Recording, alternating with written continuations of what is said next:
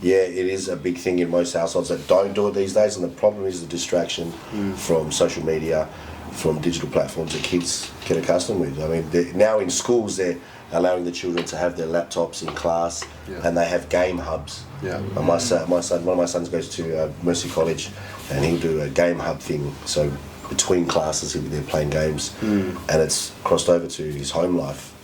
So the point now is we've tried to take all that stuff away from him, and he's at the age where he's taken the authority for us to speak into his life. He's at 15. Oh, that's good. So he's stepped up and he said, hey, I don't want you telling me what to do. I'm actually 15. I'm going to do what I want to do. Oh, wow. And he's decided to take off and live with his grandparents. So we've allowed him the dignity of risk to his choice, and he's on his own path. But the connection, if we were to sit at the dinner table and try to peel back the proverbial onion of life with our kids, I think they have to be at an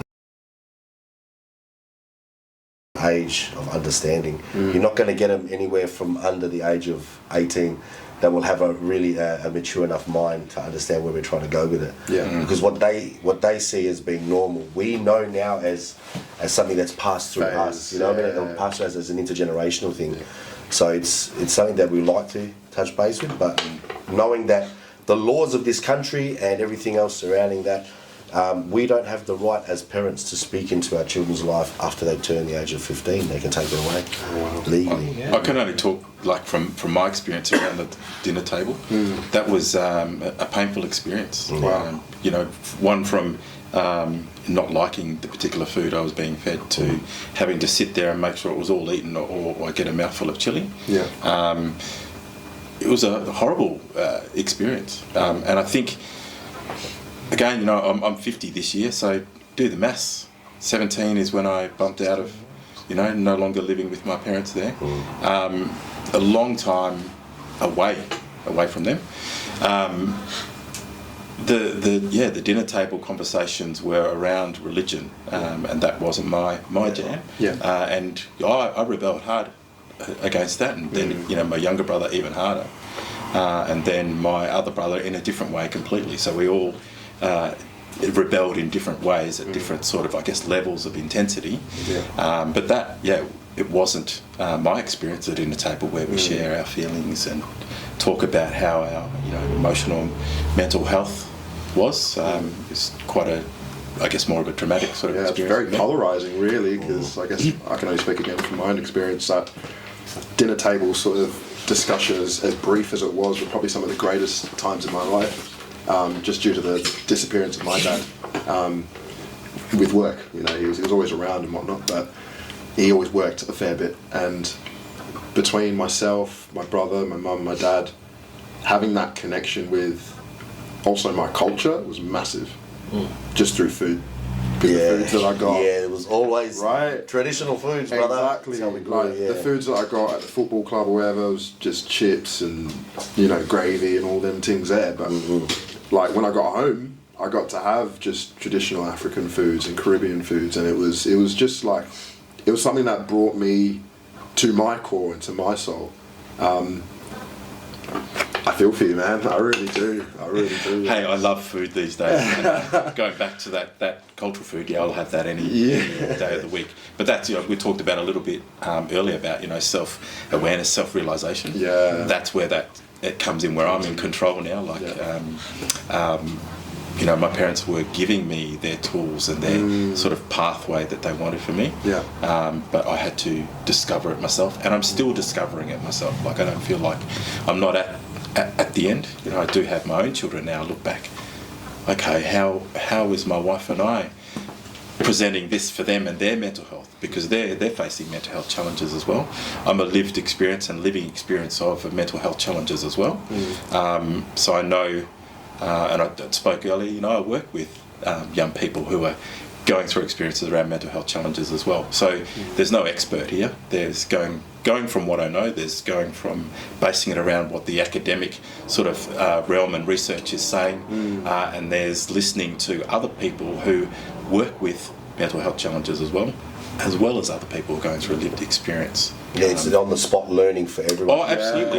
You grow if it's a career choice you've chosen. You grow in that. You don't know everything. I don't know everything, but I know that interaction with every different person, I'm getting these little gold nuggets that I can add to my, I suppose, direction that I want to. And that's if you're going to remain open and receptive to it, because once you have a closed and fixed mind, and don't get me wrong, I've had that, and so it's easy for me to go back to that when I'm under stress. Yes. When something gets a bit hard, I go back to that Default. fixed. Yeah. And then I have to, really go back to the notes and okay, breathe. It's actually okay to be vulnerable and go, I want to look at this differently, right? Yeah. So, that's a lifelong journey, I find. It will be. And I'm okay with that. I'm not. You learn till the day you die, brother. Again, you should want to anyway. Yeah, you're limiting your potential. 100%. Yeah. On that specifically with notes, something that really jumped out to me, and funnily enough, I don't have the best relationship with my old man, but something that he told me at a young age is to journal, is to write things down. And maybe that was a little bit of him not being able to understand my situation, obviously being a first generation immigrant. So getting that understanding of, okay, I can write my thoughts down. And I just wanted to ask you boys as well, and the rest of you lads here, about, is it something that you guys look into doing and writing down your thoughts? And we've done. And the stigma behind that? We touched on that topic. We touched on that topic last episode. Oh, excellent. It was a big part of my transformation from the past to where I'm at today. Wow. I went through a full year of journaling. That's excellent. To get an understanding of who I am without the vices and the masks, and to get an understanding of the emotional roller coaster that comes with change. Something that I never sat in as a child was, I never sat in emotion too well. It was either to the extreme, fight or flight. you know what I mean, to the extreme or shut down. And I went to the vices, I went to masking with drugs, but learning about myself as a person, vulnerability, again, stepped in it. I allowed myself to be vulnerable, which strengthened me. I mean, vulnerability is a strength. You know, allow yourself to be vulnerable to yourself and journal. I mean, get it all over your head onto paper. It's no point sitting in there, because you're not going to remember it in 2 days' time, but then it's going to come up again, and you're going to feel like it's a new thing you're going through. When it's not, you've sat in it for the last 5 years, 6 years. Getting it to paper and going back over. Effect, of course. It's hard for a child or for someone young to understand their emotions. It's either crying, hurting, or shutting down. But as you grow, you get the realization that there is something wrong, and you reach out. 100%. Speaking to professionals, professionals, they only call themselves professionals because of a piece of paper. It's a bit of rubbish, really. You know what I mean? A professional, I'd say, is someone that has lived experience, such as yourselves, such as us all. You know what I mean? We've had lived experience, and we can only offer from our personal perspective of what's helped us. But the main thing we can offer is a shoulder and ear or some comfort. And I think that is an integral part of giving someone the strength to want to come to you more for that guidance, you know, and open up that doorway for them.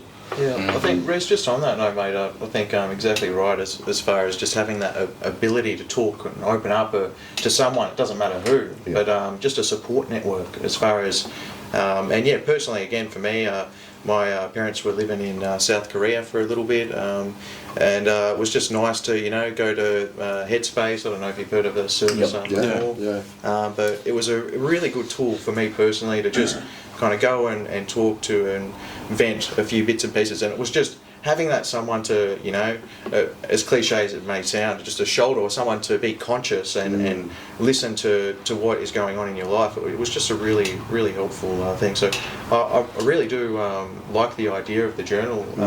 I personally haven't given it a go. I've done the what am I grateful for? Gratitude listing. Gratitude listing's awesome. It's still a way of journaling. How you going every day. It's a nice little routine to get into. But I really must strive. Potentially is 2022. Give it a year for the journaling. Have a crack at it. Journal reading session. Definitely have a crack at it. If you're a person that doesn't mind sitting there for, even if it's 10 minutes, just to get a bit out of what you went through the day, that's all it takes, just that little bit. And then in 3 or 4 days' time, go back and look at how your week started. And you'll get, I don't know how to explain this other than you will get ideas on how to change things. It will come to you. But encouraging, as it is, I'd say definitely journal. Agree. Try. Oh, beautiful. Definitely. I'm, like up front, I'm not a fan of journaling, and I think that's still with I have a creative mind, so that's where my true feelings and thoughts get caught up with then going down a creative path. So I understand the purpose of journaling, but I don't think particularly young people I've worked with and have been given that advice understand what the purpose around journaling is, because it's advice. It's someone else telling me to do something, but not the understanding of why. And again, going back to understanding why, like doing a little bit of that understanding of why do people set goals or dreams? You know, why do they have that sort of lofty plan, and then understanding how they get to that. It's very structured sort of process, but again, unless you're explained and understand what that purpose is of journaling, that it's about unfiltered thoughts coming down onto paper. Exactly. Right? And this is where I get confused, is I start bringing in those unfiltered thoughts, become a story of something else that I can then go on a creative side. That's where I get unstuck, but I understand the principle around unfiltering those thoughts. And then reading back through them, again, it's about that repetition of this is what you were thinking, and reading back through them with a different perspective later on the week, or even 3 months down the track, because you're in a different headspace altogether. So journaling, you grow a resilience to yourself and to your and that's problems. that awkwardness of of putting something down. And again, I think that's where it comes back to people not even giving that understanding. I suppose with a slight explanation of, okay, you might not be comfortable talking to me directly with what you're going through in the moment, but hey, go home and write on paper what you're going through in the moment. Talk to yourself. Exactly. Don't give it to them as, say, a direction. Empower them to take charge of their emotional wave at the moment. So it all depends on how that message is delivered. That's very and when true. and if they're ready to accept that. Put it in the perspective, generally of young people, there's lots of ingredients that need to be right. Age is a cracker. Sometimes it's time, how repetitive it is, how you're perceived as a person giving that information, their current state of mind at the time, as well as their background, or that you look like someone that reminds them of a teacher shutdown. or something. Right. Offering the chance to journal. Also, you explain to them this is your private thing, and those that are in your house, as a child, referring to a child or someone of the adolescent age, you're referring to them there and their journaling as private to them and only them, and you ask them to set boundaries with their parents, with their siblings, and say, this is my personal work. I'm asking you, if you see this on my desk or on my bed, to please leave it shut. Have a padlock. Give them that little bit of power in themselves, man. But it is sort of taboo, really, with the young guys. It is, isn't it? Because I don't want to hear about this. I don't want to be writing nothing down. I can handle this. But that, again, it comes back to that role modelling and that repetition, and building that over a period of time. I think it came up in the conversation earlier around the dinner table. What good has having discussions around the dinner table brought to our children now, or brought to us now? I gave my experience, but not everyone's the same. And I sort of go back to there are parents who have found other vices that wasn't the internet that distracted them, that were barriers to them getting to the dinner table as well. And nowadays, like, we're looking at what does the dinner table look like right now, and we talked a little bit about the impact and social media's impact on young people. It's huge. It's a unfiltered network of influence. So if we look back to when we were young people and children, our filters and our experience was our parents. It's not only that, it's plus this unfiltered network, and it's attractive to others because it's advertising, it's marketing, it's something that even I aspire to. But I'm smart enough to know right now at my age that that's not real. Going back, but with our parents, you're saying, like, that was our filter, okay? And they raised us the best way they knew how at the time with the tools they had. Growing up, my father was a nightclub owner in Northbridge. He had a nightclub. My mother was all involved in that scene as well. And my father had somewhat of no filter. Unless at home it was a different story. But he was very very raw and rough around the edges. And his English was broken, no matter how many years he was here. It was very broken, very thick Egyptian accent. You know what I mean? And growing up the way I grew up by the hand, you know what I mean? It's a generational thing. It's something that we had to stop right That's now. my upbringing. I grew up, you know, my father bounced at the door of his own. So 18 years my father bounced at the front of the club that he ran and had for 20. Yeah. Wow. So I was raised by a strong hand. For me to have the filter my father had, and I did at the start, I don't blame myself, but one of my sons is in court for armed robbery. And I'm going through a bit of a challenging phase with him at the moment. I haven't really spoke to him for the last year, one-on-one. So that, to me, because I was out of his life for so many years due to my prison, I served a long time in prison, I didn't want to bring in the way I was raised to the way I'm raising. Now it's more along the lines of, okay, you want to choose this path, you've chosen that path, but I will not be there to support you on your choices, but if you're ready to change, please let me advise you on how to do things. I really feel you and Ephraim should have been on the same point there, like, because you both have quite polarizing ways of dealing with that, specifically that path, and how to go about it. And you both could learn a lot. I'm sure you guys have, but I really relate and resonate with the whole situation with your dad having a strong hand. Yeah, man. And you know what? Going to therapy recently and talking about that is probably, in fact, there's so many things that I've done in my life, whether that be the girls, football, whatever it was, but it was my situation and my problems with my parents that I found the hardest to talk to someone. And I think because I had to then go to myself and be like, well, okay, cool, I understand I was a kid, and yeah, I didn't agree with how my parents disciplined me, but they did it the best way they could. But still, I'm holding on to the fact that, again, like Ephraim was saying about us being men and we have to fix things. And getting to that point of like, okay, well, I can't fix this situation. I can't fix this problem. The way that my parents disciplined me and went through that, it's trauma that I never thought I'd have to deal with. But then having that resonance and that self-awareness that I know Joseph was saying before about, hey, that's okay, fair enough, it may not have been the best way that your parents could have gone about it, but it's a trauma that you have to deal with, and you have to move forward with. We see it in the media these days as being abusive. It's child abuse, a form of child abuse.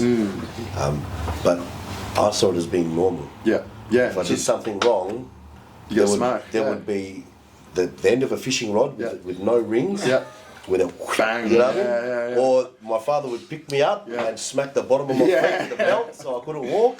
But I get it now, what that was about. Same now. That was around anger and frustration mainly, was the emotions that, you know, the perpetrator was doing that towards, you know, to the children.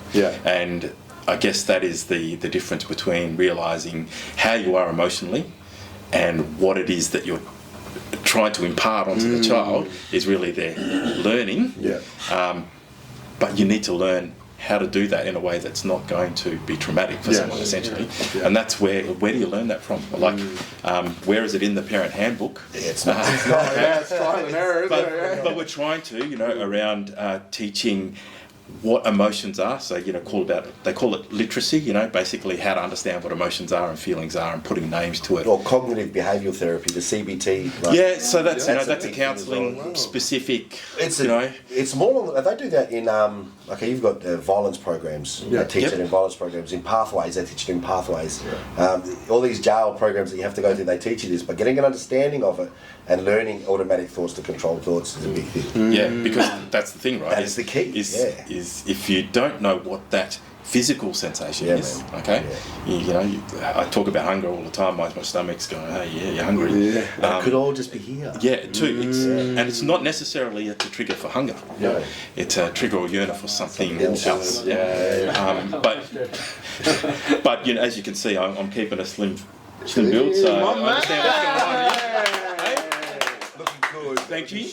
But that's like that. I definitely see that that's a key that we haven't quite tapped in all the way through with children growing through. It's difficult to teach a child something that, let's just say you want to teach a child mindful meditation. It's something that they're not going to pick up on. But then if you take them on a mindful walk, That's a bit different. great- A barefooted, Yeah. mindful walk, 100%. not Yeah, through a you're bush trail, triggered. but along the beach, and get them to notice and recognise what they're feeling under their feet, That's but so smelling true. the air, That's so and tell true. me what you're hearing, son. You know what I mean? That's a bit different. Then you can explain to them. That's sort of what mindful meditation is. Sensory. I think you're talking about what sounds like you're not just talking about talk, you're actually doing with Yes. alongside. Yeah. And the analogy is right there. Yeah. I absolutely see that working key with These are big things that I've implemented in my life that have helped me, that I throw out there to anyone that asks, you know, what does it for you? And I encourage them to try it, because it has worked for me. Everyone is different, as you know. That I deal with hundreds of people that are different, so different, man. And it's like, hey, maybe this will work for you. Have a crack at that. Yeah. Mindful meditation, mindful walking, mindfulness, grounding techniques, just Something that- things to So, grasp sorry, to. Rose. No, Something that personally has just worked for me over the years, and something that I'm very quite passionate about these days, is the essential oils. Yeah, same. Got A that. very holistic approach. Again, another good. alternative It's good. Yeah, way. it is great, I mean, as we've discussed, you know, sometimes we go to the doctors with the problems in mind and trying to get everything's sorted. When this bloke's got the piece of paper in front of us, and we're just sitting there, you know, going, "Yes, mate, okay," because you've got this and you're telling me this, now I'm going to have to go get this medication, this is going to make me all happy days. Whereas I think if we take a step back, there's so many other ways of maybe going about things that would get that individual. Everyone's dealing with different issues, we're all you know, going through different bits and pieces, but get to that point A to point B in a lot more efficient, effective way intrinsically, I think.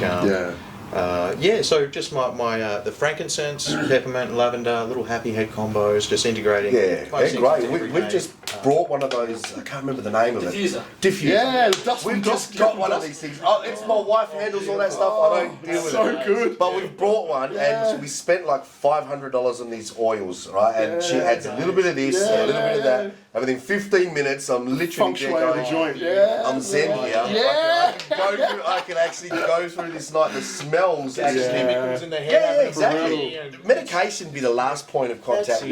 yeah. For anyone, Something any like professional cooking should onions. not. Cook onions, the smell of cooking onions, and it I'm changes there. your. I think like mental health is within all of us, and it was mentioned earlier, like, you know, normal people, unnormal people, crazy people, we're just people. Yes. And we're all with mental health. Where you are, like, or the impact On the scale. on you, the impact of it on you, and how it may have negative implications, you know, in relationships or in your work life or whatever it may be. It's a constant juggle around mental health as well, around your physical health, your sexual health. They're all health related matters, and without actualization or awareness or realization and the tools to do anything about it, you're at a bit of a stuck place. So, you know, if you talk about a traditional, if there is a weight loss issue within someone, again, you've got to have awareness and realization and tools.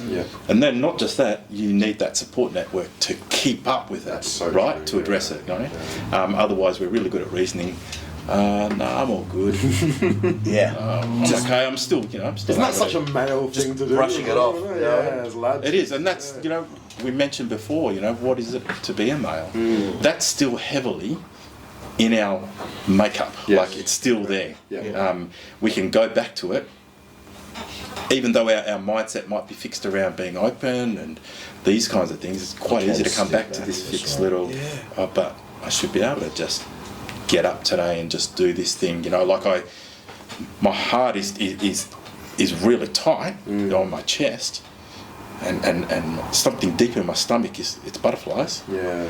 But I can't put my finger on it, but I just need to get up and go to work and do whatever it is, and before you know it, it's actually anxiety. It is.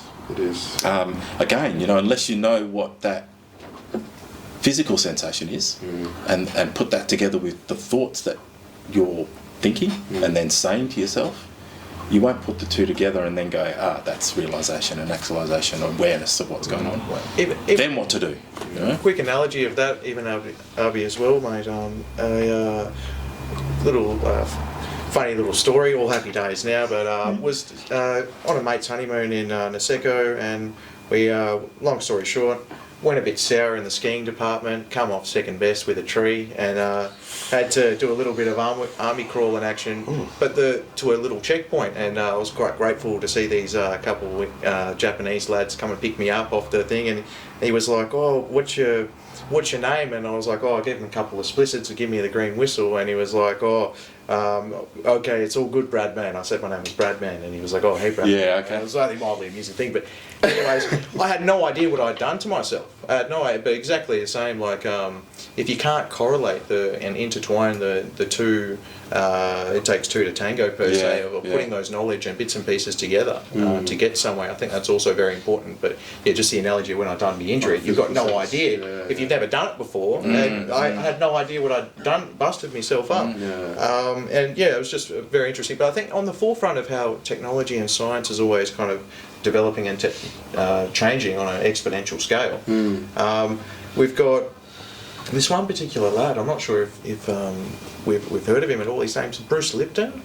He does this kind of stuff with epigenetics, and it's kind of exactly what we've kind of touched on, in the sense that the cells apparently change in the environment that you're in. So it's kind of on that next kind of, I don't know if you want to get around it or have a but yeah, so they're pretty much saying that, scientifically proven, that if you in an environment and you know